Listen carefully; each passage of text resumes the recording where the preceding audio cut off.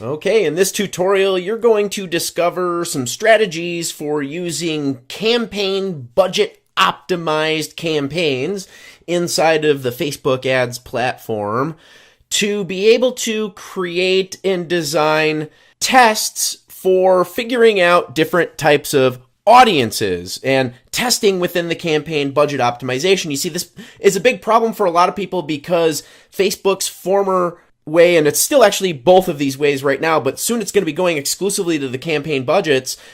Previously, it used to be able to be where you could set the budgets on the ad set level, and there's a lot of different testing strategies that have been designed around that, and it works really well to isolate things down for a testing scenario. And so it's got a lot of people that are really, uncertain about how to use this. Now, as with everything, it's always going to come down to the circumstances around which how you're using the budgets and what's going on in your particular campaign, the phase of which you are at in your campaign. Okay, so in this video, what I'm going to do is break down a couple of the most common scenarios, and they both have to do with testing new creative, but I need to separate out these two scenarios because the approach that you're going to take is slightly different, right? So the first and most obvious scenario is going to be the assumption that everything is starting from scratch, meaning we've got a brand new ad, it's never been tested before, we have no audiences that we've ever proven, we've got no proof of concept to the funnel. Let's just assume that everything is completely brand new and totally from scratch, okay? Now, the approach that you're going to take in that scenario is very similar to what we would use when we were doing ad set budgets in this very same circumstance. Now, here's where things are going to differ. So first, we're going to start off by clicking the Create button, and we're going to just call this Test. We'll call it CBO. All right. Now, the assumption here is that you are trying to get some kind of conversion in your funnel, meaning you're going for a lead or you're trying to get a direct sale. That's also the circumstance that needs to apply in order for this particular strategy. We're either doing some kind of lead gen or we're getting a sale up front. We're doing some kind of conversion because we're going to be using a conversion campaign, which basically tells Facebook to optimize the campaign and show the ads to people in the audiences who they think are going to convert. And that's based on a whole bunch of black box data that goes inside of here. And then what we're going to do is we're going to leave this split testing one off because this is not a split test campaign. That would be split testing features within Facebook, and there's a limited amount of them as well. But we are going to be turning on campaign budget optimization. Now, what you do here is going to be dependent upon your particular situation and how fast you want to test. For the majority of advertisers, unless you've got like large pockets, you know what you're doing and you're trying to test fast, I would recommend that you leave it at the default of $100 a day. And in a moment, I'm going to show you how we're going to spread that budget or theoretically spread that budget across several different audiences so that we can test these audiences out and see which ones work and which ones don't work for us.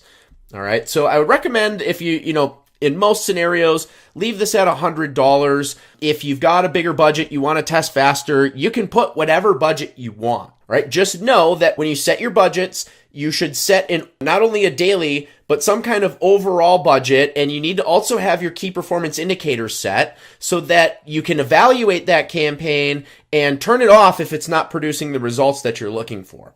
This video is not going to be going into those topics. We teach all that stuff to the members of our Profit Society and our clients.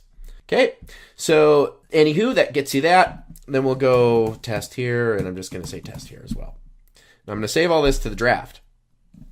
And once that pops up here, we're going to simply bypass this part right here. We don't need to do anything here. We can leave this all default. This just shows us the campaign level view. So we can get, once the campaign's approved and running, we'll actually be able to look at the history, like all the changes we made. We can see charts of how the campaign's performing. We can get a summary on stuff, but really there isn't anything we need to change inside of here.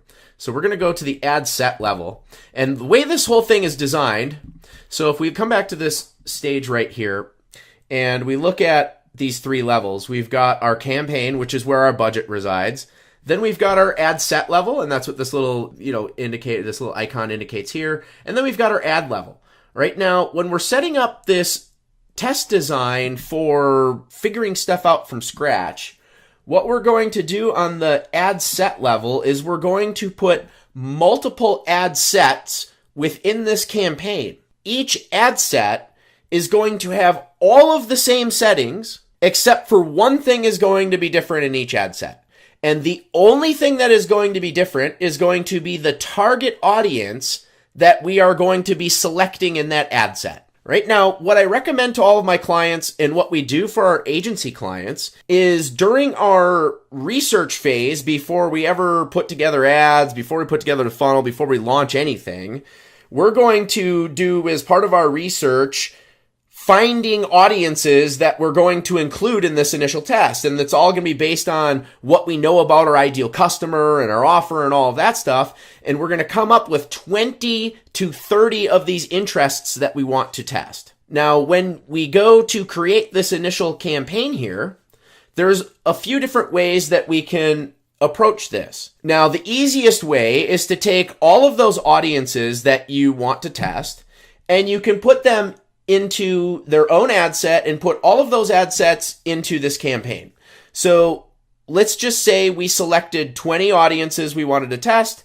What we would do is we would actually create 20 ad sets inside of here that are going to then each target one of those audiences that we've selected.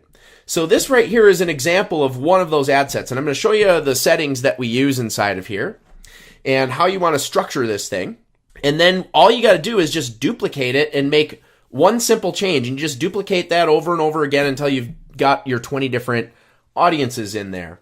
And now you can do this with any number of audiences. You can do it with one audience. You could do it with 100 audiences.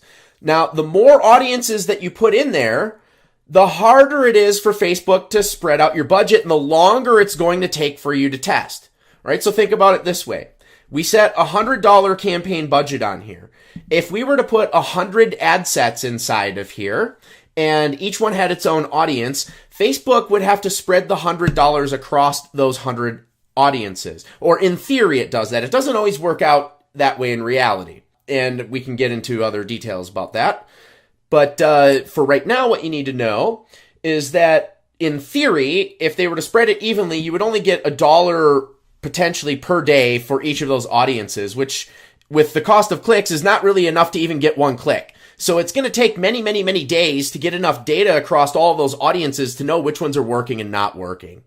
All right. And that's going to then, what happens is, and this is based on my experience, I've been doing this for many, many, many years now, spending over $30 million profitably on this stuff.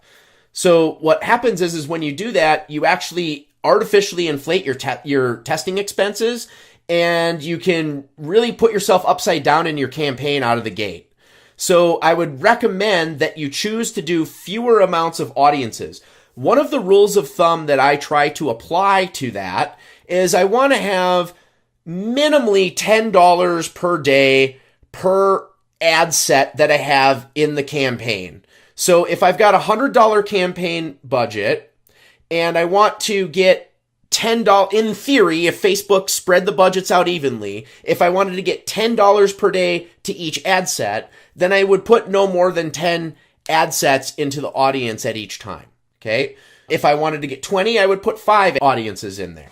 Now, what do you do if you've got these 20 audiences and you want to get $10 per day and you want to test all these audiences? Well, you couldn't put 20 audiences into an ad set at $100 a day and still, make the math work on that. So what you do is you would pick the first 5 to 10 audiences that you want to test, and you put them into the campaign, and you'll launch your initial test. And as you go through your workflows and you eliminate the ones that don't work, then what you would do is you would replace them with another audience that you want to test, and you just keep rotating out the ones that don't work and rotate in new ones that you want to test. Meanwhile, always keeping the winners and letting those run. Okay, so that's how you want to go about thinking about that. So you're gonna create one of these ad sets for each of these audiences that you decide you want to run in your initial test. When you get in here, the way that I name the ad set is I name it by the audience that I'm going to target. So let's just say we're going to target Frank Kern because I did my research and I know Frank Kern's got my ideal customer, or I think he does, and I want to test it. Now, what we're going to do here for our conversion event is you need to set this to and I should back up a little bit in case we've got people who are uninitiated on this video, you're going to need to create either standard events or custom conversions to track the conversion points of your marketing process with your ads. I'm not going to be going through that in this video. That's not the scope of this video. But what you will want to do is optimize your campaign here to that first conversion point in your funnel. Now, this particular funnel that you're looking at right here is a lead generation funnel. And so this is where they opt in and it indicates a lead, which is why that's showing there. If you're going to go to a purchase, you'd want to set your purchase standard event or your custom conversion that, indicates your purchase.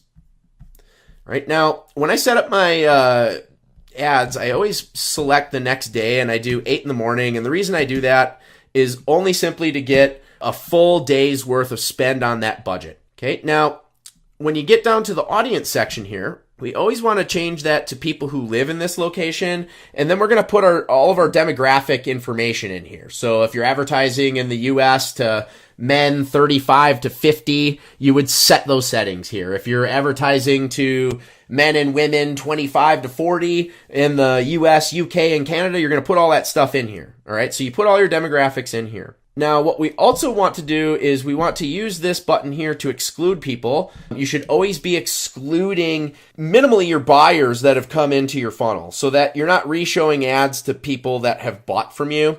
Ideally, you'd also want to exclude people that have taken the first action in the funnel as well, because you don't want to show those same people top of funnel ads. So you'll want to create some custom audiences that are based on those parameters, and you would exclude them right here. Now, in this case, I'm going to be doing a specific interest, so I'm not including anything here, but if you are going to test lookalikes or custom audiences as some of the audiences that you want to test in your initial run, then you would select those and insert here. You'd select the one that you're going to target in this ad set. In this case, we're doing Frank Kern, so that comes in the detail targeting.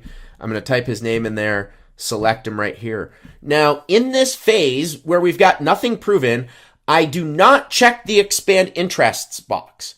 Okay, because what we're trying to do is we're trying to prove if this audience contains our ideal customer or not and will work for us or not. If we check that box, then we don't really know if it is working. We don't know if those conversions are coming from the audience that we're targeting or if it's coming from Facebook showing it to other places and expanding the interests. Okay, so it doesn't give us the information that we're looking for, which is why we remove that. Okay, then I leave the placements at automatic.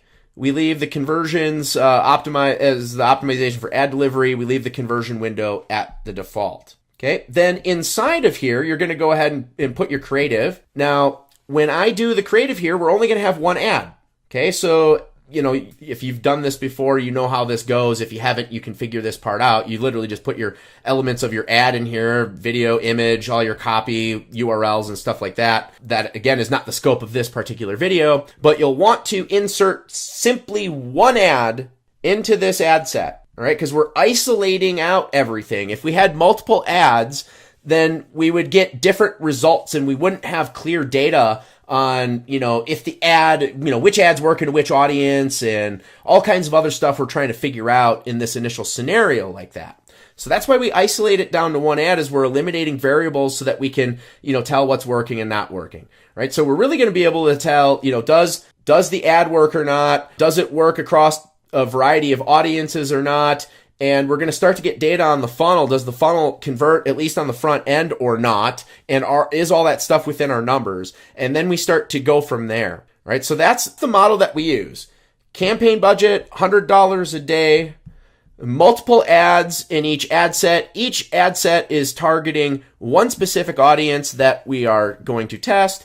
And then we're also only putting one creative inside of each ad set. So it's really no different than if you've been gone through my Bootcamp 2.0 and you looked at our initial launch testing strategy. We just did that on the ad set level. So now we're just moving the budget to the campaign level and then bringing that thing forward so that it's an initial launch strategy. All right, so this second portion of the video here is going to address the scenario of when you've gone through this initial testing phase that I just previously showed you, and you've proven out a creative, okay? And you've got this creative working, and now what you want to do is you want to test other ads against that ad. So what I want you to do is focus on these three campaigns in the middle right here that say add 8, add 9, and add 10. Now, these three campaigns dealt specifically with that scenario. You see, this add 8 had, and as you can see, I test different ads constantly. Ad 8 had become my control, meaning this ad had been consistently producing sales and leads for me within my numbers, and I wanted to try to beat that. I had gotten it scaled, I was having consistency, and I wanted to improve upon the metrics that I'm getting there. Now, this setup, just so you understand, it's using budget optimization, and I have 3 audiences in here. These are bottom of the funnel audiences, but this applies whether, you're doing top of the funnel or bottom of the funnel. Okay. It doesn't matter, right? That's just the particular structure in this campaign, which is why there's, only 3 different ad sets inside of the campaign. Now, if you were doing a top of the funnel campaign and you had a whole bunch of audiences that you'd test and you had whittled down the ones that didn't work, and you've got it. The idea here is you've got it running to the ad sets that are working. Okay, so you've got it isolated down, and all you need to do then at that point is you just simply duplicate your campaign. And I've got to go back down here. So I had this campaign running. It had those 3 ad sets in it. I just duplicated that campaign, and I copied the ad sets over exactly. And then all I did was I changed the ads inside of that campaign. So I just simply, after I did the copy, I went in and I edited them. And in this particular campaign, the way that I have it structured is I have 1 video ad and 1 image ad in each ad set. That's why there's 6 ads in here in those 3 different ad sets. I've got 1 image and 1 video ad. So all I did was I isolated the image and the video in these scenarios, and I changed the copy because I wanted to try different copy in this particular situation. I felt that was my highest potential leverage point. So that's what I did here was I just duplicated the campaign, and then I went to the ads and I just simply hit edit and I edited the copy. And then I duplicated that another time and made ad 10. And I just edited the copy, and I ended up having 3 different versions of the same campaign. They're all going to the same audiences. They just have completely different ads on each one, different copy. And I isolated the image and the video. And then I was able to run those and test and see, how they worked out.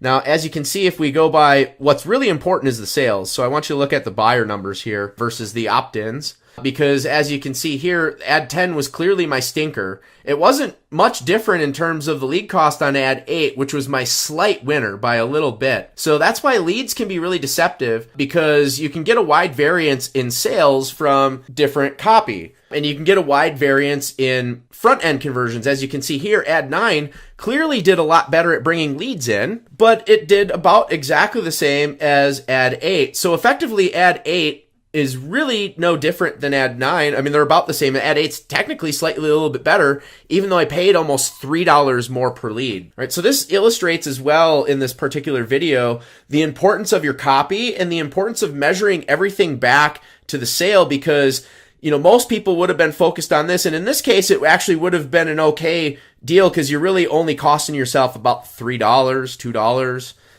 each sale. So it's effectively the same, and you get more leads here, which would make this, in most cases, a better scenario. But a lot of people would focus on this, and usually what we would see is like these kinds of numbers on the lower cost leads. And then both of these would be about the same on the CPAs. So you always want to measure stuff back to the back end and make your decisions based on the back end data, the sales data, versus the buy or the lead data or front end data in your particular ad campaigns. But that's one way that you can structure a further creative test once you've got one proven out and you want to try to improve upon it. And you don't have to duplicate it 3 times. I did it in this scenario because I wanted to test 2 different ads at one time. You can just duplicate it 1 time. You can duplicate it numerous times. Again, just keep in mind that you have to think about the audiences and the sizes of them that are inside of these campaigns. If you have smaller audiences, you're not going to be able to duplicate as many times and keep this budget because you're going to tap out those audiences and have too much. You're trying to get too much out of them. So you got to keep that kind of in mind as you're doing these duplications. And I don't think I would duplicate more than, have more than like 3 or 4 different versions of an ad going to the same group of audiences at any given time. It can really start to confuse the market and stuff like that too, and makes your account go a little bit wonky. Right, so there you go. You got 2 strategies you can work with campaign budget optimization for testing your creatives. To the victor belong the spoils. Make your ads pay.